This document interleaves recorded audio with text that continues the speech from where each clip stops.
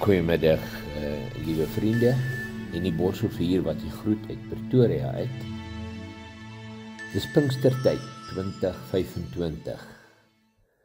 Wat 'n hemelse voorreg om in hierdie tyd saam in die woord van God te kan delf na die dieper waarhede rakende die Heilige Gees as persoon. Vandag is ons onderwerp die Heilige Gees se werking in Paulus se lewe. Daar's talle geseënde temas of onderwerpe rondom die Heilige Gees in die woord.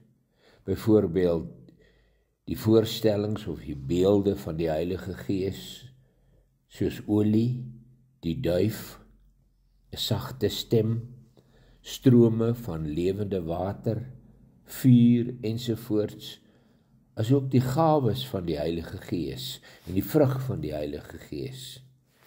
Die Here het egter gelei dat ons in hierdie Pinkstertyd gaan kyk na die tree vir tree en dag vir dag praktiese werking van die Heilige Gees in die lewe van Bybelkarakters. En dis ook in my en in jou elke dag se lewe, elke dag se handel en wandel. Vandag dan die Heilige Gees se spesifieke werking in Paulus se lewe. Paulus se doen en late. Jy kan gerus weer Handelinge 9 vers 1 tot 31, Handelinge 22, asook Handelinge 26 rustig gaan deurlees. Handelinge 9 vers 1 en 2 sê, maar Saulus, wat nog dreiging en moord geblaas het teen die disippels van die Here, het na die hoëpriester gegaan en van hom briewe gevra aan die sinagoges in Damaskus, so as hy, Saulus, mense sou vind wat van die weg was, wat Christus gevolg het, hy hulle geboeid na Jerusalem kon bring. In eerste plek, die Heilige Gees begin in Paulus se lewe werk terwyl hy 'n moordenaar, 'n uitgesproke teestander van die ware evangelie is en aktief teen die wil van God en teen Christus stry en veg. Hy is totaal ongered, totaal verlore. Ja, geen sonde is te groot en te vuil vir die reddende genade van die Here Jesus nie. In die tweede plek, die Heilige Gees werk in sy hart ook terwyl hy 'n Fariseer, 'n toegewyde, vormgodsdienstige, gebore as 'n Jood, maar ook 'n Romeinse burger, 22 vers 8, 'n reg wat hy van sy vader geërf het is. God kyk na die hart. Hy kyk nie na die herkoms of die geboortereg nie. Paulus is in duisternis. Hy's verlore in sy diepste sondes. 1 Timoteus 1 vers 13 getuig hy self. Hy wat vroeër 'n lasteraar, my wat vroeër, hy praat vir homself, 'n lasteraar en 'n vervolger en 'n geweldenaar was. Vers 15, Christus Jesus het in die wêreld gekom om sondaars te red, sê Paulus, van wie ek, Paulus, die vernaamste is. Die Engels sê, to save sinners, of whom I am chief. Ek is die eerste, ek is die grootste, ek is die slegste. Dis in die derde plek, die Heilige Gees persoonlik oortuig hom van sonde. Ja, in sy skynheiligheid en in sy valsheid het hy nie net die Here gelaster nie, maar aktief teen God se koninkryk geveg. In die vierde plek, die Heilige Gees bring egter 'n dieper sonde oortuiging en sonde besef in sy hart. Hy besef, ek is volkome verlore. Ek is op pad na 'n ewige hel. Was jy al persoonlik daar gewees om dit te besef? Die 5de plek, Handelinge 9 vers 3, en toe hy naby Damaskus kom, omstraal hom skielik 'n lig van die hemel af, sterker as die glans van die son. Getuig hy in Handelinge 26, die Heilige Gees bring my in die deurskynende helder lig van God. Net Paulus sien die lig. Al my sondes moet openbaar word en die lig gebring word. Niks bly bedek, niks bly weggesteek. Alles word deurskynend openbaar. In die 6de plek dan hoor Paulus duidelik persoonlik die stem van die Heilige Gees. Handelinge 9 vers 4. Roep hom by die naam. Die Heilige Gees roep my en jou by die naam. Nie in die gemeente nie, nie in 'n groep nie. Ja, herlewing kan die Here in 'n groep bring, maar hy werk persoonlik by die naam, herhalend, dringend. Saul, Saul, waarom vervolg jy my? Handelinge 9 vers 5. Ek is Jesus wat jy vervolg. Dit is hard vir jou om teen die prikkels te skop.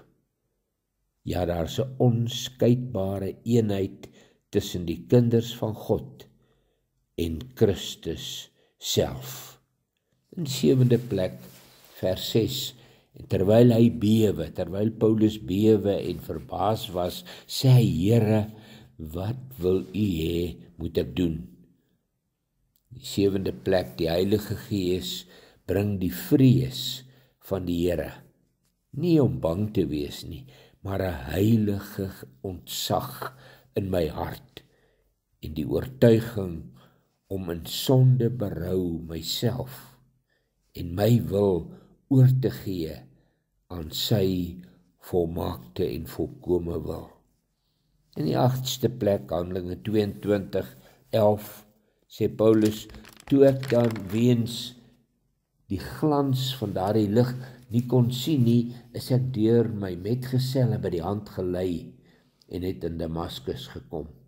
Dis die 8ste plek, die Heilige Gees maak hom blind, isoleer hom van alles om hom totaal af te sonder en sy volle fokus en die hele hart op God geheel en al te rig.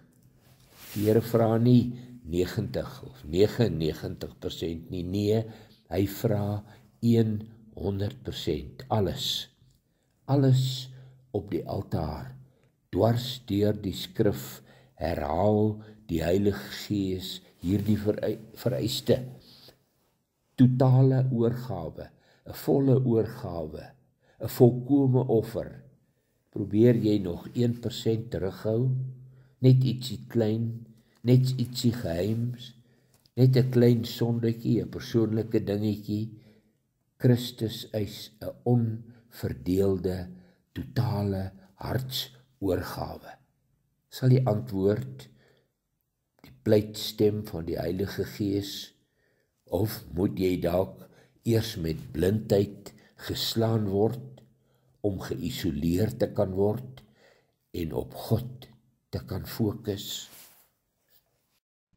In die 9de plek, die Heilige Gees gebruik en stuur sy kinders, mense, spesifiek by die naam om sy doel in my lewe te bereik.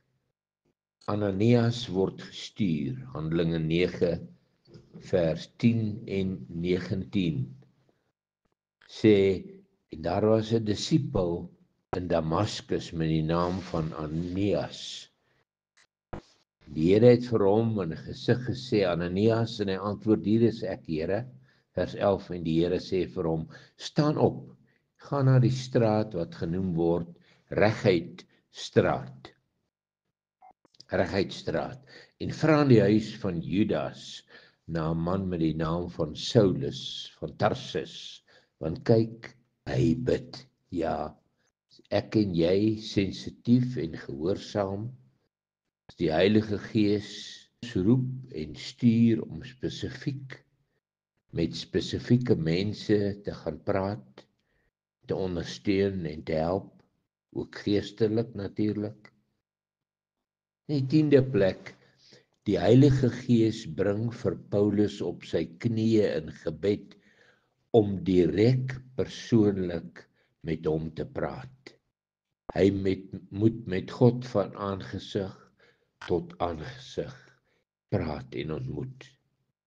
Hy buig nou voor die God wat hy vroeër verwerp, vervolg en gehaat het.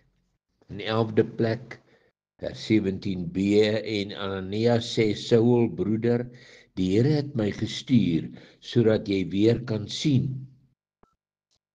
Die Heilige Gees het die skille van Paulus se oë laat afval, en hy het onmiddellik weer gesien.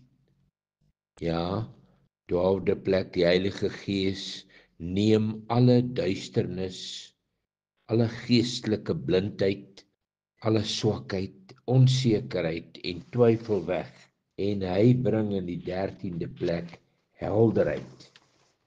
Die Heilige Gees bring duidelikheid, volkome insig en onderskeiding en sekerheid van redding. Die 14de plek, die Heilige Gees verander hom. Saulus word Paulus, 'n nuwe mens, 'n nuwe hart. Alles word nuut, wedergebore deur die Heilige Gees van God in 'n oomblik. Het jy hierdie genadige ondervinding persoonlik al gehad? Die 15de plek, hy word vervul met die Gees van God. Elke kamer van sy hart, elke faset van sy lewe en van sy bestaan, neem die Gees van God oor en vul dit met homself. Volkome goddelike genade. Nee, hy moet nie meer kry van die Heilige Gees nie. Die Heilige Gees moet meer van hom kry. Elke kamer, elke faset. Luister na Paulus se getuie, Galasiërs 2:20. Ek is met Christus gekruisig. Ek leef nie meer nie, maar Christus leef in my. Handelinge 9 vers 20. En Paulus het dadelik Christus in die sinagoges, daar waar hy fariseer was, verkondig dat hy die seun van God is. Die 16de plek, die Heilige Gees stuur Paulus uit as 'n onverskrokke, 'n vreeslose beelddraer en getuie om die woord te verkondig en siele vir die koninkryk van God te wen.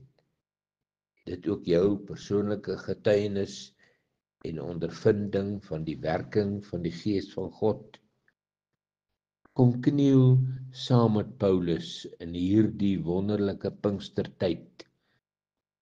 Lê alle hindernisse en alles wat in die pad staan en alle sondes neer aan die voet van die kruis. Sy bloed reinig dit. Vra dat die Gees van God jou hart en jou lewe sal vernuwe, sal vul met homself en met sy volheid. Hy's getrou. Hy doen dit nou. Staan op. Gaan heen. Kom in beweging.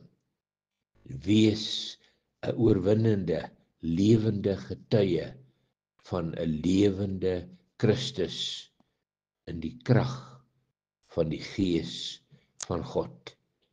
Sterkte en seën.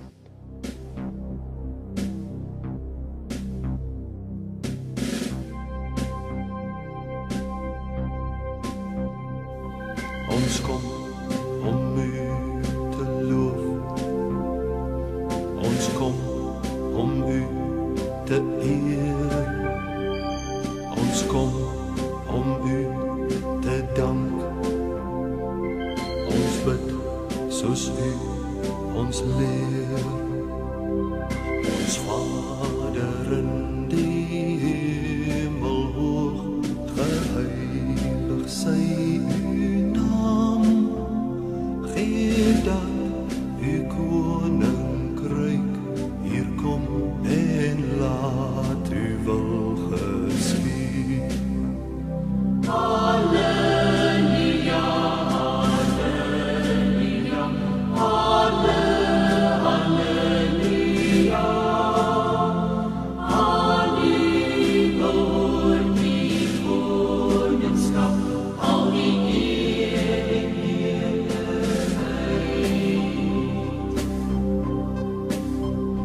Gee ons vandag ons dag se brood, vergeef ons al ons skuld, soos ons skuldenaars vergeef, ter ere van uw naam. Halleluja, halleluja, halleluja.